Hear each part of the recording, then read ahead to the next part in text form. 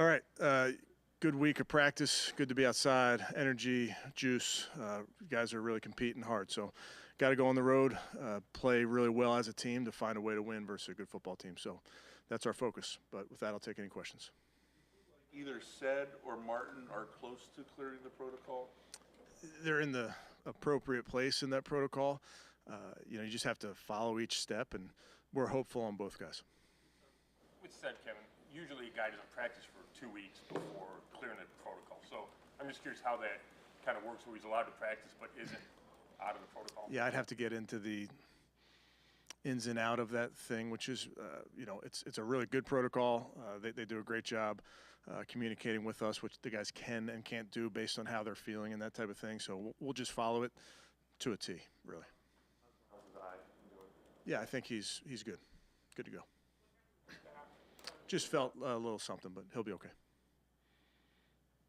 David, I know he didn't practice the first couple days, but today, that hamstring is, I imagine it's something that right up to the game time with him. He practiced today. He's very motivated to play. We'll see how he responds to practicing today and make the decision on Sunday. How have you felt that PCR has looked over this past week of making this recovery run? Yeah, I think he's doing a nice job. I think it's so important for young quarterbacks, young players, period, to get better every single day of the week. I think what happens on Wednesday when you get handed a game plan, it feels like you're drinking through a fire hose. There's a lot of information, and then by Friday you feel really good about it. So I think there's a natural progression for a quarterback, certainly a young quarterback, and the goal is for Sunday he feels really good about it, and I think we're trending there. Speaking of Dorian, when he's played for you, I know it's been sporadically, but it feels like it's kind of frenetic a little bit sometimes. Like, do you talk to him about having to calm down, whether it's trying to hurdle guys or firing the ball too hard? Well, I think each player certainly has their own style, if you will, and his style is the way he's played his whole life, and it's gotten him here, and he's had great success. Certainly you want to do things that take care of yourself in those moments, Scott, like you're talking about, but he really understands how to play this position and has to know when to take care of himself and those type of things. But part of playing free on Sundays is just knowing your job and understanding your role on the team. Being a little bit limited with the shoulder this week, is he still going to be the number 2? Potentially. I want to see how he feels really going through this week. Didn't feel great, but see how he responds in the next couple days. Just sore, yeah, from previous game. Your fair catch free kick today? We watched it as a team. Great job. Congratulations to Coach Fick and the special teams coach out there. Is a good friend, and they were on top of it. So we definitely watched that this morning as a team. You would have worked on at some point during We talk about it quite a bit. Bubba was playing on the 49ers when they did it the last time in a game, and obviously was not good because that was the first one that was good last night. But it's something you always think about on a backed-up punt.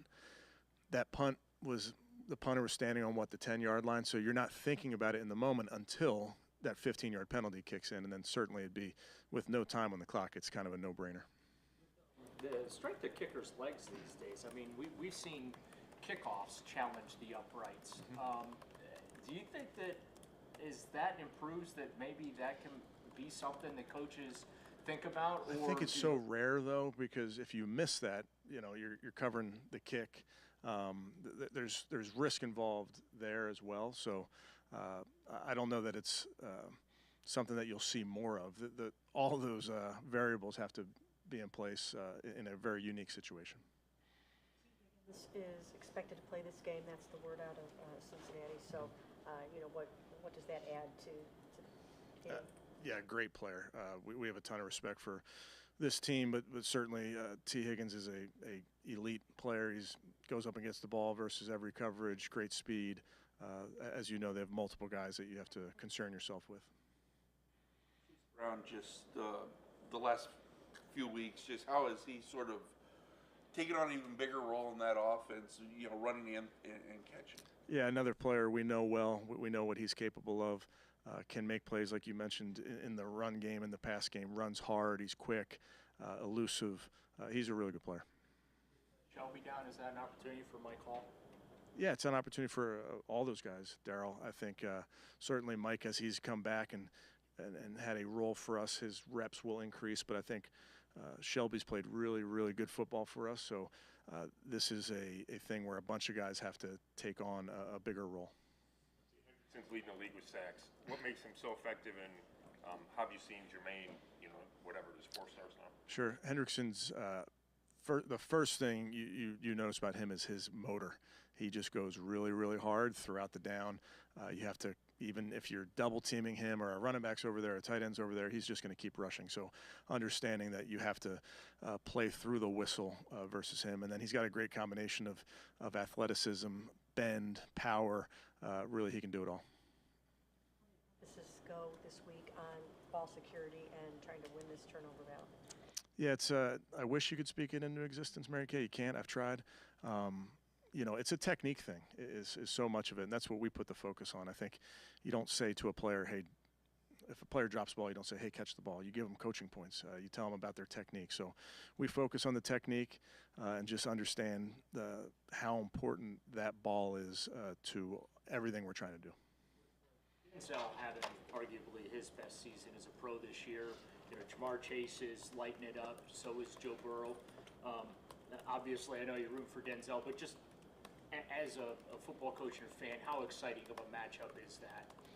Certainly 2 great players. I think when you're talking about competition and this game, sometimes this game does come down to one-on-one matchups. Now, it's not every play, but sometimes it's a great defensive end versus a great offensive tackle, or a great wide receiver versus a great DB.